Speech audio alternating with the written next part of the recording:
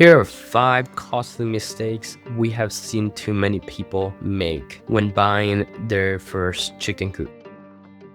Mistake number 1, going too small.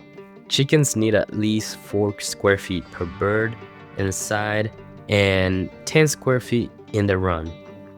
Cramped chickens are stressed chickens. Number 2, skimping on predator protection.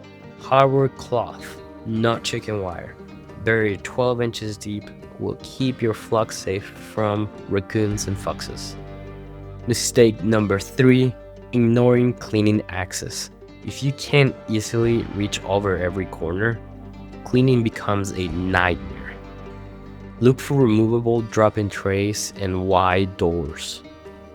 Mistake number 4, poor ventilation. Without proper airflow, moisture builds up, causing respiratory issues and frostbite in the winter.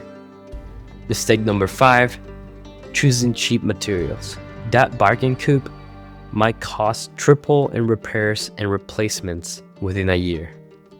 So avoid these mistakes at all costs, and your chickens will be healthier, happier, and more productive. Thank you for watching, and hit the subscribe button.